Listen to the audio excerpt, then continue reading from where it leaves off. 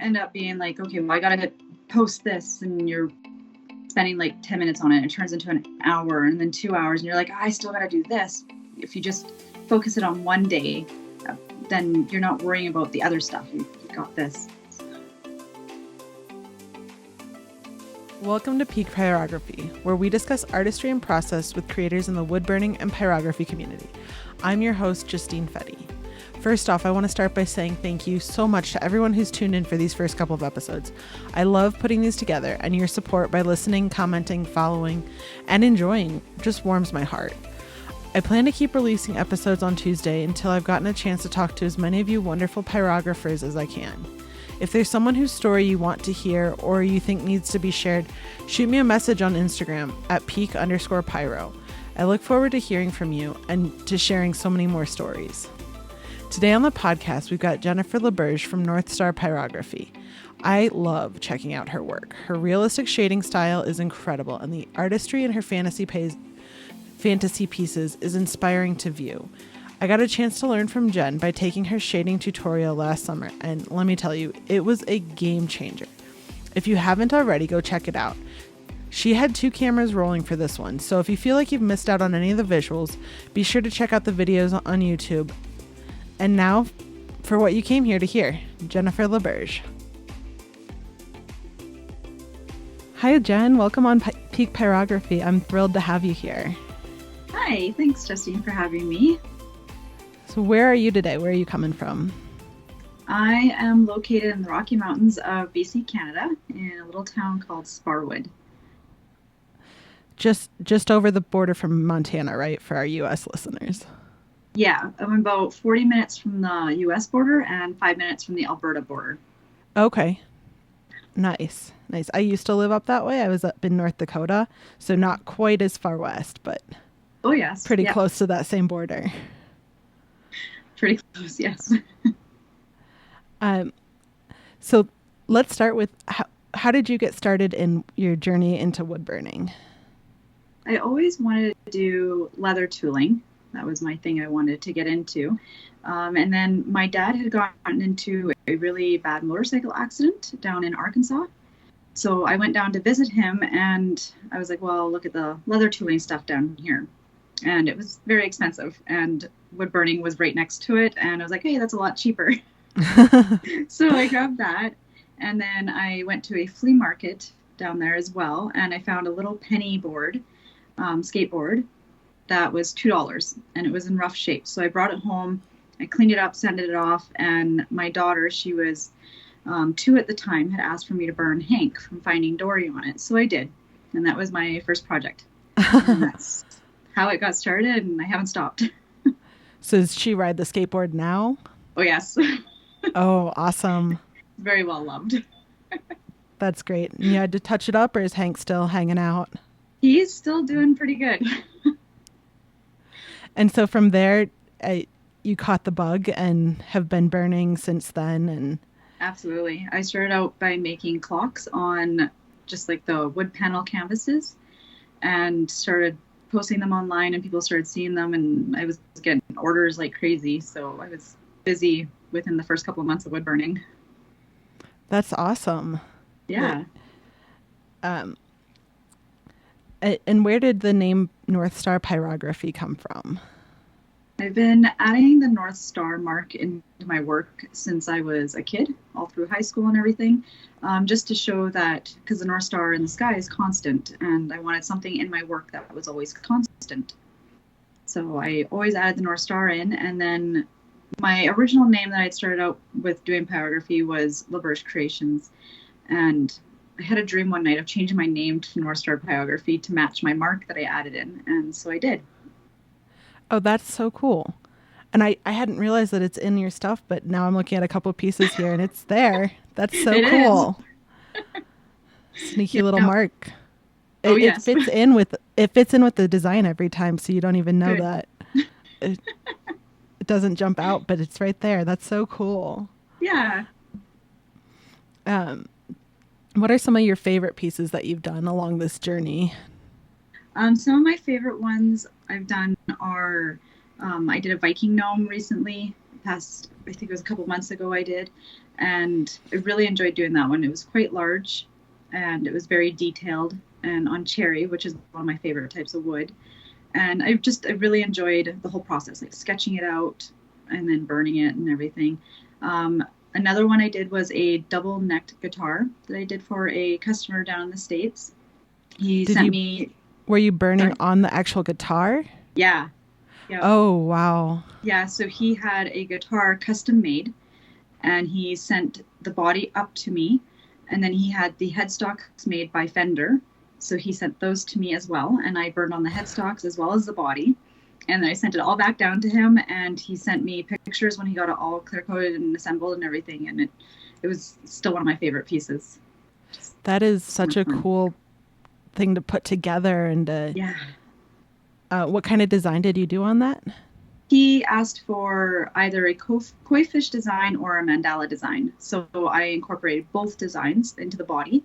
And on the headstocks, one of them has the koi fish, the other one has the mandala. Oh, awesome. That's so fun. Yeah. Yeah, it was a lot of fun. I enjoyed it. And then my other favorite piece is one that I'm working on right now. It's an abstract fox piece.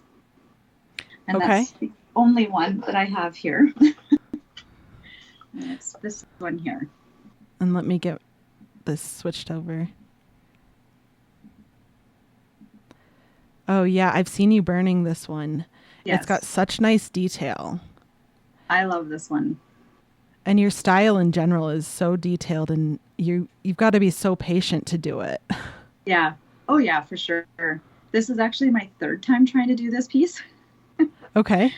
I had started out much bigger on a piece of maple, and the maple was almost rotten when I started burning it. I didn't realize it, but it was really soft, and it was almost like melting while I burned, and it made it really difficult. So I just sanded it off, and then I tried doing it on another piece of basswood, but it was a laminated piece of basswood, so it was just like strips glued together, and it didn't want to burn. Like, it was burning almost like oily, kind of. Like, it was really weird. It's hard to explain.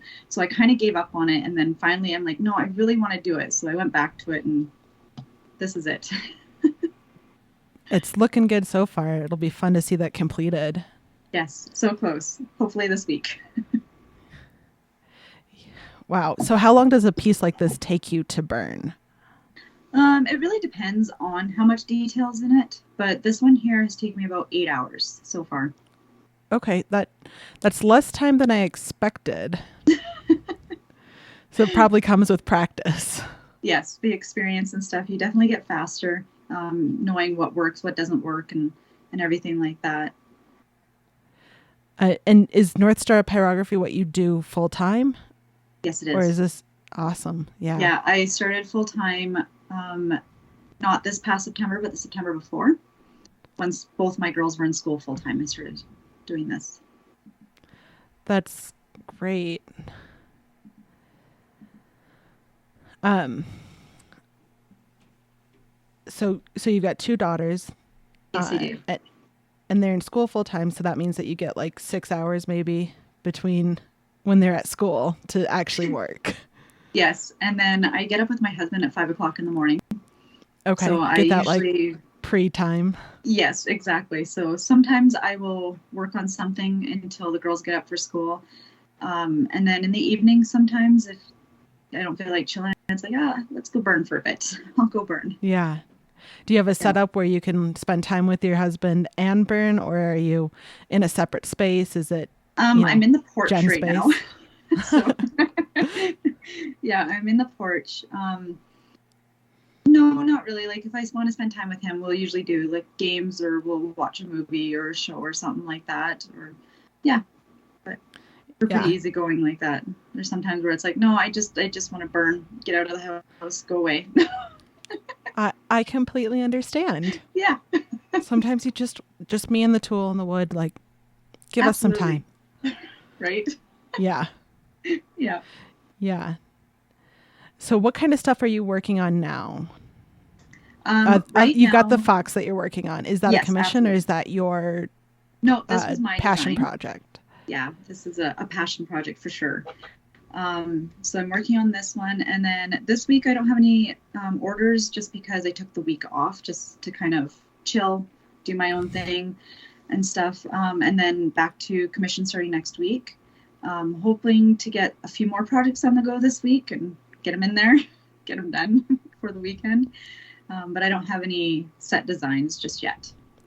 How often do you take a week for Jenn's projects? Every few months, I try to take at least a week. And then I also do try and take time off for my girls, of course. Like spring break's coming up in March, so I didn't book anything for the 2 weeks that they're off, so we can go do stuff and spend time together. So that helps a lot. And then I don't do any orders from June to August. I take that off for summer break. My girls have a lot going on in June, like we have birthdays, anniversaries, everything like that, end of school and stuff. So I don't do anything then because it just gets too hectic. Yeah. You protect your time with your family. Oh yeah, as you sure. should. Yes. Yeah. And then how far out do you take commissions? It really depends on the part of the year, I guess. Like right now I'm taking bookings for end of April. But then usually by the end of April, I'm totally booked right until January the following year. So it's like, yeah, it's a few months there where it slows down a little bit, but then it's like the rest of the year is just booked. And then, because you even like at the end of the year you make ornaments. And so when you're doing that, you've obviously booked that time out for the ornaments. Absolutely. Yeah. I usually try and book about a week to do all the orders next. I get quite a few for them. Yeah. Well, they're fantastic. I got some this year. They're these little guys for my little ones. I love doing the gnomes. They're so fun. They're so cute and sweet. And you were so flexible because I hadn't got something for my son when he was for his first Christmas. And I asked you to change the year on it. And thank you for that. And oh, not a problem. Yeah, I do them as the orders come in. So that way they're not all set. If there is changes or something somebody'd like to make, different color, different name. Yeah. And then it's not all the same. Yeah. And I appreciated your flexibility on that. So when you're making projects for yourself, how do you decide what to create, or even for your commissions? Cause you still come up with all the designs on that. Yeah. But what inspires you, especially for your own projects? Definitely nature for sure. I'm really into like the wilderness, my surroundings and everything here. Being in the mountains definitely helps. And then fantasy. So I like adding a little bit of fantasy type stuff into my wildlife and everything. When it comes to like a commission or something, I think it just depends what the customer wants, really. Like I do a lot of pet portraits, so it's obviously their photo. But when it comes to like the wildlife and that, I kind of like get ideas in my head as soon as they start saying what they want. So I'll do up like digital mock-ups on the computer and then I'll send them to them for approval for which one they want. But yeah, like it's mostly just the outdoors, like anything nature, wildlife, and then trying to add that bit of fantasy in. And then always the North Star. Yes, absolutely. I'm gonna start watching for that in your posts and your. I have missed a couple pieces. So. We all do. We all do. What kind of pieces get you really excited? Your fantasy ones and, or what kind of, if you've got a couple commissions that come in and what excites you? I think just doing different stuff. Like it's kind of hard to explain because even with pet portraits, like they can get repetitive and stuff too, but there's always going to be something different about it. So I know I can gain the experience from doing it. So I'm kind of nerdy that way.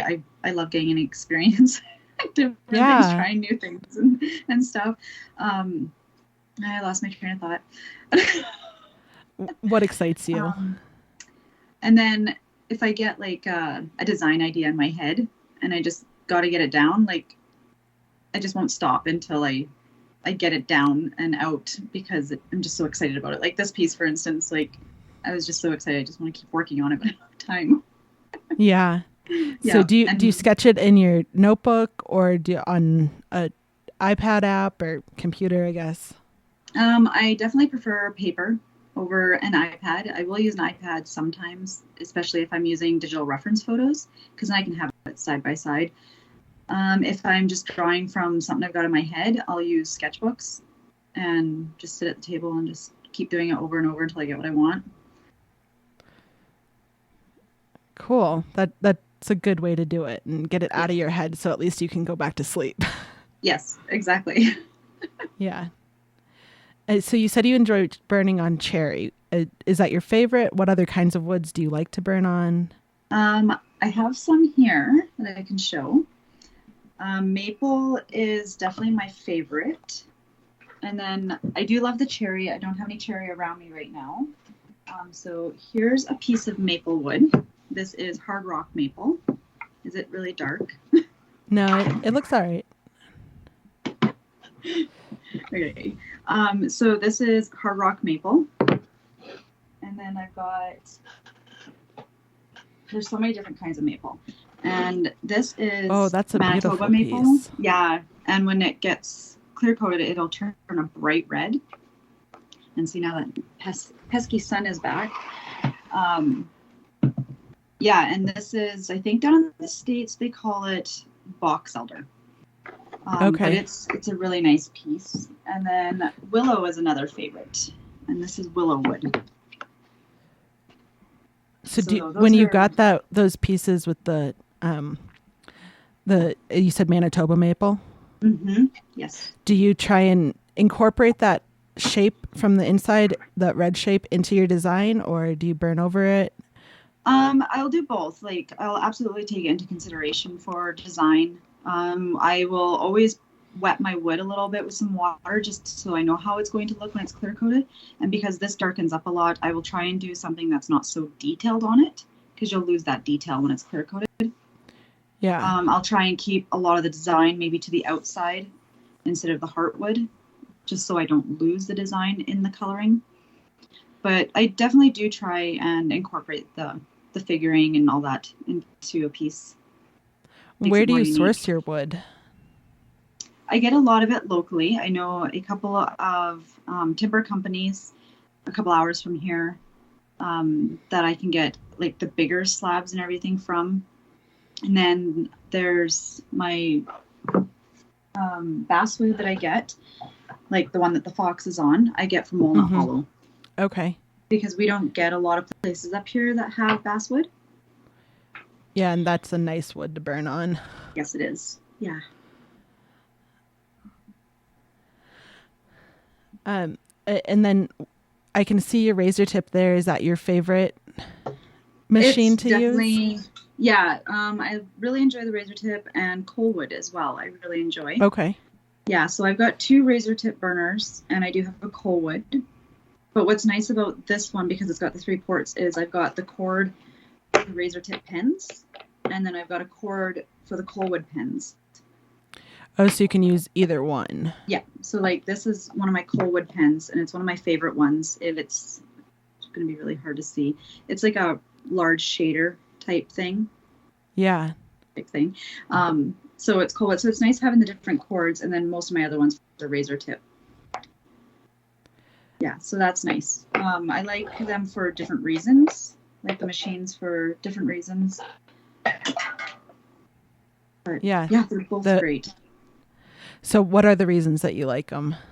Like you really use one or the other? Yeah, like with Coalwood too, you can also hook up the wire for a razor tip pen.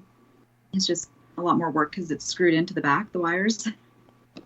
But Coalwood does have a higher heat output, and that's why I always went to Coalwood. It's because I like that high heat output. But this is the new high heat output machine from Razortip. It's an SL free, and it actually does a really great job. Like we've got the digital dial on it, and I don't normally go above a 60 because then it's like red hot. And is that out of 100? Out of 100, yes. Okay. Yeah, so it's like excessive almost. So it's kind of replaced my cold wood a bit because it does have the high heat that I like. Yeah. And then you've got a whole bunch of nibs or Yes, pens there. these So are you all showed my us the different. Yeah, yeah, this is the Colwood pen, and it's just a shader. I don't know if you can, if I get close, can you just see a little yours? bit. It's a little bit blurry, so just a little bit lower. Yeah. Okay, so yeah, this is their large round shader, and then these ones are all razor tip. So this one is like it looks like a little iron head or teardrop kind of. This one I love for shading. It gives a really nice smooth shade. And then I've got like just a small round shader. And I use this one for almost everything. This one I use for texture, for fur, trees, anything like that. And That's one of my favorite styles too. Yes. Because you can get those nice clean edges, but it also does the absolutely. shading so easily and comfortably. Yeah. Yeah, exactly. This one is a spear tip shader, and they usually come bent, but I straighten mine out, so it's easier to work with. And I really enjoy it for line work. And then these two tips I made myself. So with razor tip, you can get the wires from them to make your own tips. And that's just what I do. I use some pliers and that, and I just bend them to the shape that I want. And these are great for anything, outlining, shading, texture. And I've got for two some different nice sizes. Smooth lines. Absolutely, yeah. Writing, like if you're doing some font or something, they're great for that. So I've got the two different gauges. Like this is a large one, this is a small one. And I go through them really quick, so I'm constantly making more. Yeah, so those are my favorite pens. Like I have a lot more, but I don't really use them. Yeah, you've got the couple that are like your go-to. Yes, absolutely. Yeah, this one I'm getting, I'm starting to lean more towards this one now than this one, because, and it could be because this one's worn down so much, so maybe that's why it affects it a little bit. But I like this one because it's got a slight point to it. Like it's not a harsh, sharp point, but it's good for getting like in tighter spaces. Sure, that makes sense. And while we're in this view, do you have favorite safety items or things? Because you're burning on the porch, so I'm guessing that means you've got pretty good airflow. Yeah, like I have a door and I've got two windows that open, and I've got a large window here, but it doesn't open. But for safety equipment, I'm really bad. I don't wear a mask unless there's a bunch of smoke. But I do wear this when I get a lot of smoke. It's an RZ mask. And it's got just the carbon filter in it. And it's nice because it's not like this big chunky thing on my face. And then I use it a lot when I'm in the workshop too, sanding my wood and everything, because I have had pneumonia before from sanding my wood. Oh. Yeah, so yeah, I've learned my lesson. That's something to avoid. Yes. And I use this fume extractor. It's by Newen, and it's a great little fume extractor. Like you can set it right near your piece and it just sucks it out. It's fairly quiet, and then it's just got a little on-off cord, and it works very well. You can change out the filters in it and everything. Sometimes I work with a silicone mat from Razor Tip. That's just nice. To protect, yeah, it just protects my work surface because I'm really bad at burning things. So it's nice to have, and it's non-slip too, so my piece doesn't slip around, which is really handy. And then that's pretty much it for my safety stuff. Like the windows, the ventilation is the biggest thing for sure. Yeah, just getting that clear air in. Exactly, especially with the girls being in the house, I don't want them breathing that in. Right, absolutely. And then what kind of finishes do you do? You said clear coat. So what kind of stuff do you use for that? It piece itself. If it's a cutting board, of course, I use like just mineral oil. It's not something that's super fancy that the customer has to go out and buy like a $50 product or something like that to redo or anything like that. So it's just 100% mineral oil I'll use on it, nice and cheap. And then all my other pieces, I use Krylon, and I use a spray, and it's a low odor clear gloss. And it's really nice because it goes on really thin. And it doesn't cause the wood to change color or anything. And that was my biggest thing. And the spray is nice because it doesn't affect any kind of watercolor or paint that you use. Absolutely. And that's why I started using it. I was using a brush-on clear coat before, but it started smudging. Like even the white highlights I add to pieces, it was smudging. So just going to this definitely stopped that for sure. And I also find like it's kind of working. I can talk now. It's a workable fixative almost. So if I see like in one area on my piece, if I added too much white pencil crayon, because sometimes this will bring out the white and make it more vibrant, I can take my eraser and erase some of that. Okay. And it's still, without being like, oh, well, there's too much clear coat on it. Now it's pooched. Yeah. So at least it's workable in that form, which is really nice. And there's like next to no odor for it, obviously with the low odor. So I can do it in the house without affecting anybody because it's too cold to be outside. Yes. Yeah. Great. So what would you say, you've got, what kind of style do you like the kind of realistic fantasy style? Do you also like, line drawings or other things like that? What kind of styles are really fun for you to burn? I do enjoy doing line work. So like, as you notice in my fox, it's got the abstract, lots of lines, because sometimes it's just really satisfying to burn really dark, deep lines. Yeah. So that's nice. But I like trying many different styles. I don't really have a specific one. Like I do my realism, or almost realism, I guess. As much as I can. But I do like trying other ones just to incorporate different styles into my own work. Cool. And when you're burning, when the girls are at school, when your husband's away, what happens in the background? Are you listening to something, watching TV? Is it just you and the burn? I listen to a lot of audiobooks and podcasts. Yeah, something that's just coming in and you can enjoy, but don't have to pay attention to. Exactly. And that was my problem. Like I used to binge movies and TV shows and stuff that I found I would be watching more than working. So I had to veto that, and going with the podcasts and the audiobooks, and that definitely was a lot better. Yeah. Do you listen to like fantasy books and get some inspiration there for your pieces, or do you? Yes. What kind of books do you like? I'm all over the place with books. I love history books. Anything to do with World War II, I'm obsessed with. True crime. And the fantasy, I do read a lot of the fantasy as well. And then podcasts, it's mainly serial killers. Fun. I can't listen to those because I wouldn't be able to sleep at night, but I'm glad they're good for you. Yes. Good. And I saw that you recently did a collaboration with Annie Carver from Pyrocrafters. Have you done a lot of those? Not really. Hers was the first one she was the first one I had worked with in a while. I did a group collaboration project on a Halloween monster mash a few years ago with a few other ladies.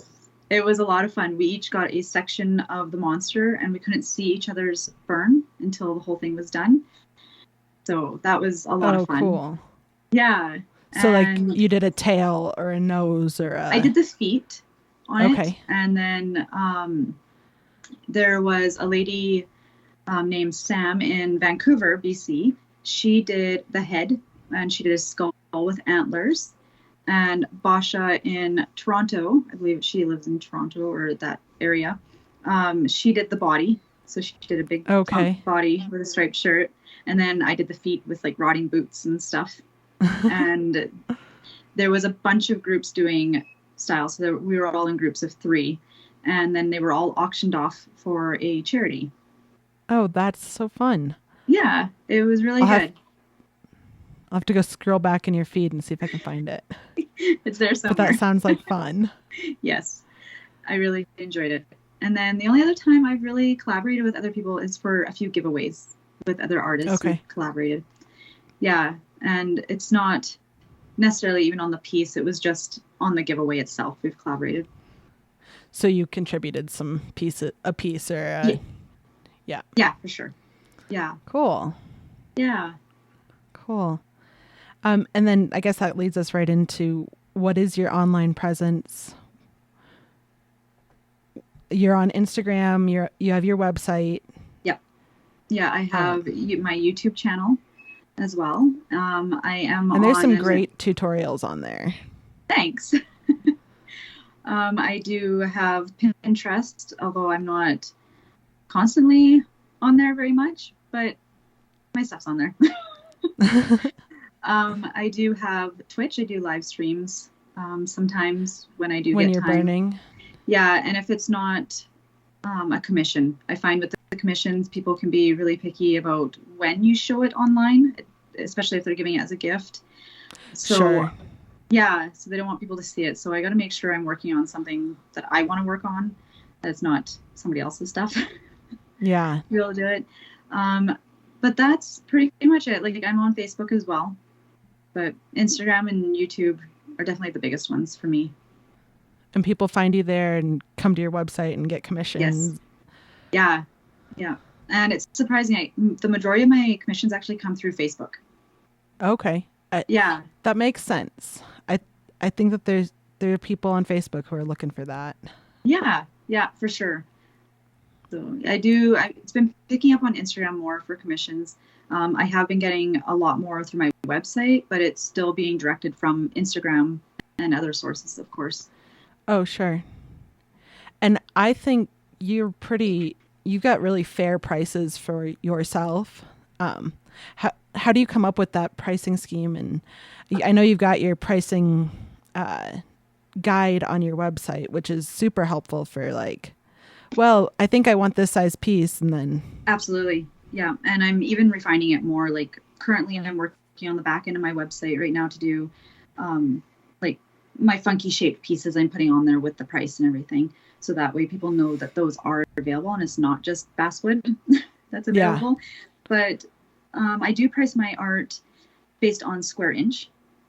Okay. For the piece. I was doing hourly, but it wouldn't work out because as I get better with experience, I get faster, and I'm underpaying myself with it because then I'm not charging as much because it's not taking as long, if that makes sense.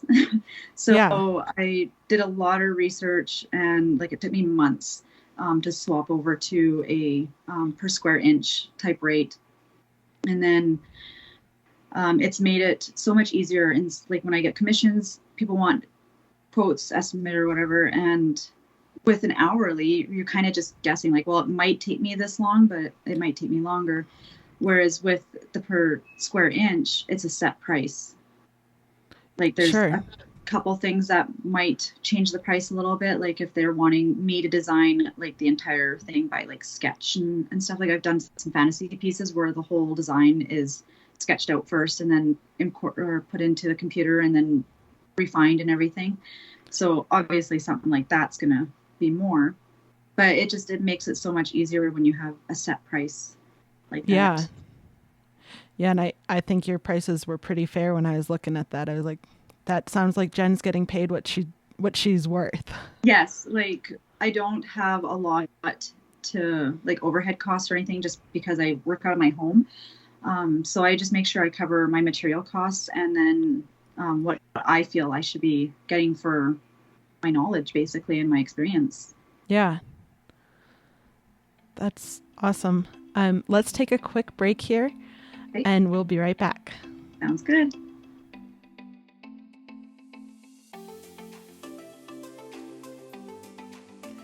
And welcome back. All right, Jenn, let's take a minute and talk about how you've talked about it a little bit already, how you protect your family time, but how do you balance and take care of yourself? How do you take care of Jenn amongst I'm a mom, I'm a pyrographer, I'm a businesswoman? What do you do to take care of yourself? I make sure to set hours, especially for my business. I've got set hours for it, of course. But even during that time for business time, I set a timer on my phone and I only work in that timer. And during that time, I don't answer my phone. I don't do anything else. It's just I focus on that. When the timer's up, I'll go and do some stretching. I'll take like a small break. I'll stretch my hands to make sure they get a good workout. And then I try and break up my days. Every couple of days, I try and go to the gym. That's new. So hopefully I'll stay on track with that. Hey, we're into February and you're still doing it. So yes. Well done. Yes. Or I go for a jog depending on the weather or something. And then I come home and do lunch just by myself, just kind of like get away from the burning setting and the work setting and stuff. And then once my girls are home off the bus, I don't go back to this unless they're doing their own thing. And I'm like, okay, I'm bored. Then I'll come back and do something. Homework time is also burning time. Exactly. They have their time where it's like, no, they just want to play together in their room. So it's like, well, what am I going to do? So because this is also my hobby, this is what I turn to when they're busy doing stuff. Sure. But also like weekends, obviously when they're home and stuff, we make sure to try and get out. Like we like to go out hiking and stuff. Right now is not the greatest weather to be doing it. But we do try and get out, whether it's just swimming or skating or something. And just doing stuff like that with them definitely helps break up from the business as well. And then it's not all that. It's like the whole leave it at the door type thing. Yeah. So you've got kind of your defined times. This is work time. This is my time to take care of myself. This is when my girls are home. Okay, yes. Everyone's gone to bed. We'll spend some time with my husband and then maybe get some extra burning in. Yeah, my husband Tyler works shift work. So he does 4 on, 4 off, and he's gone 12 hours a day. So usually when he comes home in the evening, he gets to see the girls for half an hour before they're in bed. And then that's our time. When they go to bed, that's our time in the evening. So I don't like working on anything while he's home for that. But then on his days off, it's like, go away.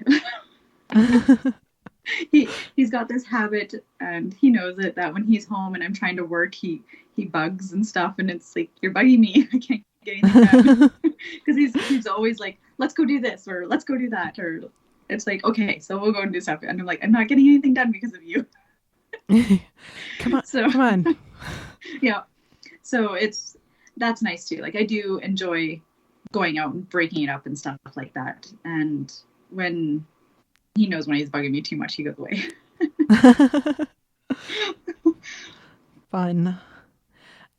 And how do you, are you able to spend most of your time, like you've got your timer for when you're working, and then yes. Are you able to do you spend a lot, how much time do you spend on like your social media presence or your internet presence, and how much time do you spend on writing tutorials or things like, other aspects of the business, shipping things, Yeah, it really depends what needs to get done. I usually try and set a time, half an hour to an hour in the mornings. Like my girls are on the bus by 8:30, and the bus stop's right outside, so it makes it super easy.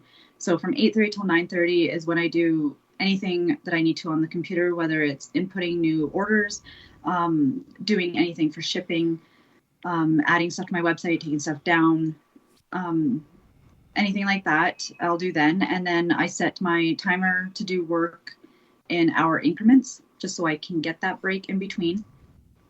And then, especially if I've got 2 different projects on the go, like I'll work on one in the morning and one in the afternoon and not mix them. So that way it's also giving me a break from the design too. So I'm not like, oh, this is starting to get a lot. Like, yeah.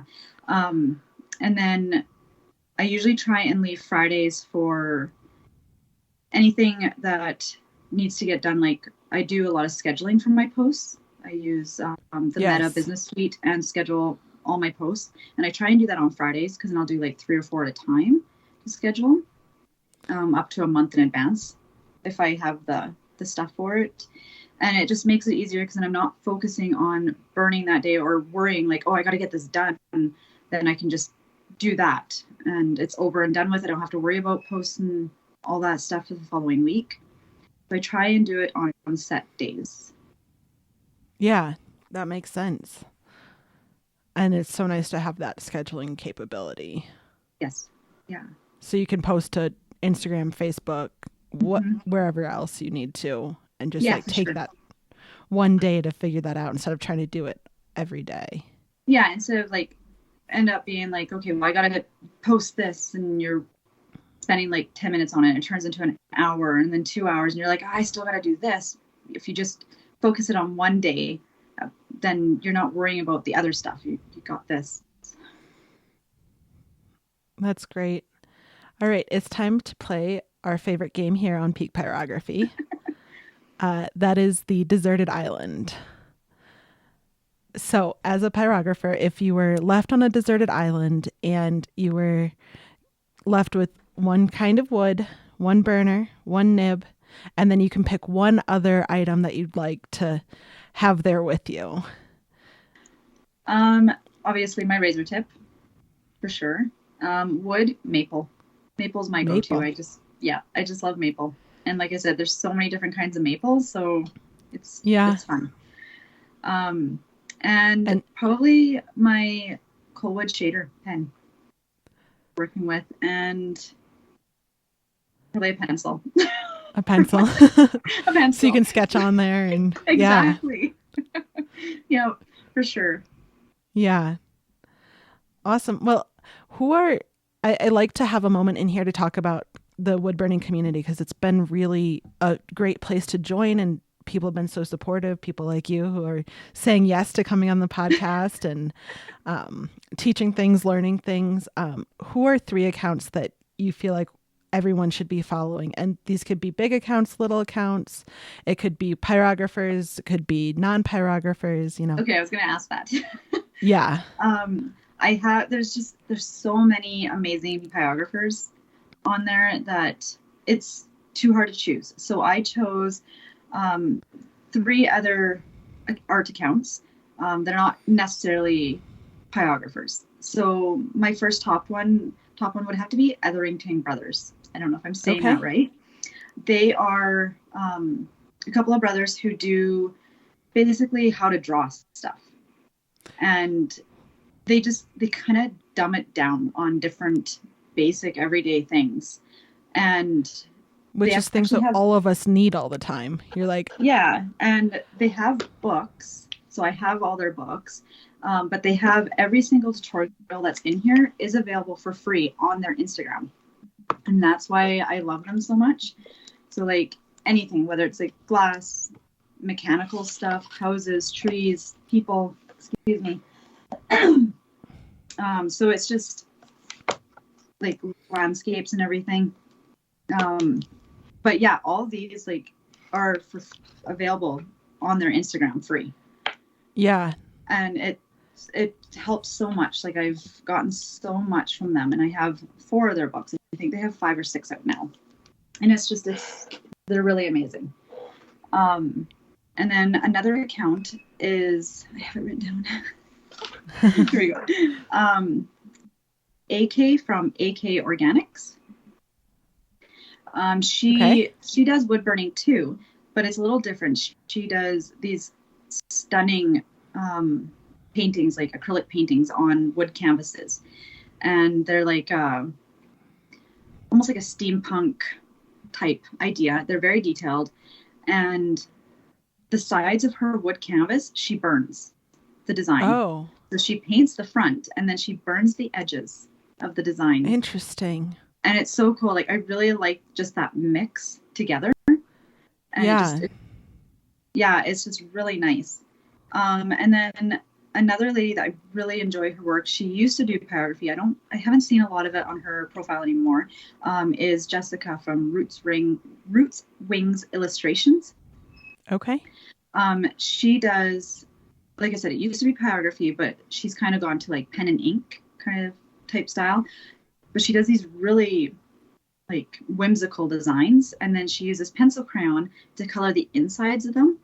almost like doorways into other realms type ideas or dreamlands and stuff. Oh, cool. And they're like, her detail in them and everything is just, it's amazing. But she does it all on wood, which is amazing. Oh, so she does the pen and ink on wood. Yeah, she does it on the wood. Interesting. Yeah. So those That's are so fun. Yeah, they're not necessarily pyrography, but they're really nice. And that Etherington one's like, it's just helpful for anybody that does, whether it's drawing or pyrography or anything like that. Very useful. Yeah, I mean, I think I saw one where they were just like talking about gloves. Yeah. Like, what does a glove look like when it gets put on your hand and you're illustrating it? Exactly. And it's dumbed down into such easy ways to understand so you can put it to your own use. Yeah, and so people who are like, I'm not an artist, I can't draw. Yeah. Sure you can. Exactly. Give it a try. Yeah, like when they show detailed stuff, it's just scribbles. Like, yeah. It's not actual detail. It's just, when you look at it from a distance, it looks detailed, but it's not. Yeah. So it's great. Awesome. Well, Jenn, what are the big things that you've got coming up? Are there any journeys that we can follow you on? I don't have a lot at the moment, honestly. I am hoping to get another tutorial out for adding watercolor to burnings. And it's slow going, obviously, just with being really busy with the commissions and everything. Yeah, and you've got one tutorial right now on the shading, right? I've got 2 tutorials out. I've got one on using like the solid tip wood burner, because most people start out with a solid tip. So yes. I put on there different techniques you can use with different tips and stuff. And then, yes, I do have the shading one. And I seen you had the tree from that. Yes. And if anybody hasn't, Jenn's style is so beautiful. I have it too. Yeah.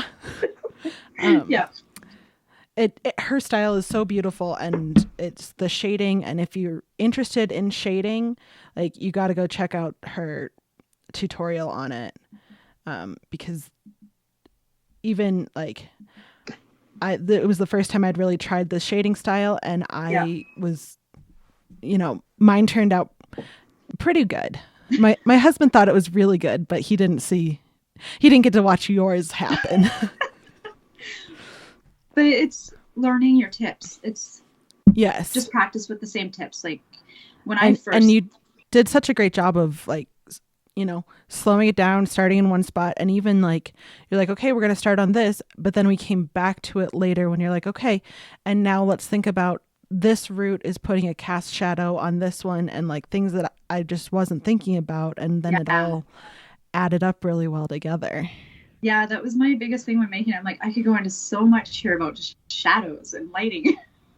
Yeah. So I was like, I gotta keep it shorter, otherwise my video is gonna be like 6 hours long. Yeah, so if you haven't checked that out, and if you're interested in shading, or if you absolutely love Jenn's style, make sure that you go check out her tutorial. Yeah, it was really good. I've still got this piece. I don't know what I'm gonna do with it yet. It's a good one. Yeah.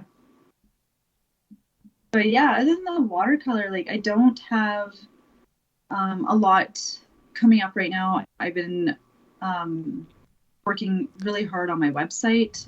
I had redid my whole website design. I'm really bad. I change it up a lot and often. And then I've had a lot of issues with my website provider. So I went to go to another website provider. And just before I went to make the move over, I found a lot of issues with them that weren't working for me. So now I'm back with the same one I always have been, and still having the same issues. But now I'm like, well, I'm just going to redo my website design again. So I'm currently working on redoing my whole website again. And that is North Star Pyrography is northstarpyrography.com. Yes, absolutely. Yeah. Yeah. So go check Jenn out there. Yeah. Are there any goals or other things you want to share about, or mostly right now it's, get the girls. Long-term goals. I really want to do large pieces, and that's why I started doing the cherry, like the gnome, the Viking gnome, because it's larger, but I want to do even bigger. is my goal. And people could even grab prints of that one if... Yes, I do have prints available on my website for it. Yeah. Yeah. So I really want to do large works. Detailed, of course, because I like doing the detail. Just larger pieces. And then further down the road, another goal is to not do commissions at all. Okay. And just sell my own work. And that would be amazing. Designs. Yeah. You get to come up with all of it and... Exactly. And I'm working on just that. Yep. Yeah. And you don't end up with pets that you're like, well, this is another pet. But the pets are great to work on. And it's giving a piece with someone's pet is so special to them. Oh yeah. Like I got a video from a customer the other day of her giving the piece that she had ordered to her husband. And he was in awe. He just loved it. And it sounds cheesy, but it really just it fills your heart. Yeah, it fills that up. Yeah, absolutely. I really enjoy doing the pet portraits. They do kind of get repetitive sometimes, so I have to break them up with my own work so they don't get repetitive. But they're a lot of fun. Like just the personalities you can see in the different animals and stuff. It's great. Yeah. Get to experience a little bit of all of them. Yeah, absolutely. Yeah. Awesome. Well, Jenn, thank you so much for coming on today. This has been so much fun to chat with you. You're welcome. Thanks again for having me. Yeah. And we'll, I can't wait for everybody else to get to hear this one too. Yeah, good. My daughter's looking forward to it, so. Perfect.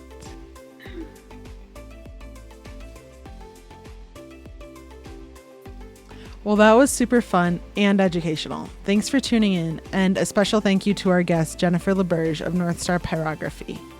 Next episode, we'll be talking to Elena Dawson from Sweet Peach Burns. If you're listening only, make sure to check out the YouTube videos to catch any of the visuals that you may have missed. Peak Pyrography is produced by Fedde Studios and Justine Fedde. Our producer and sound engineer is Kevin Fedde. If you enjoyed today's episode, please like and subscribe on YouTube or wherever you get your podcasts. You can share your comments on today's podcast or suggestions for the future on Instagram at peak_pyro or via email at peakpyrography@gmail.com. That's peakpyrography@gmail.com. Until next time, keep creating. I can't wait to see what you make next.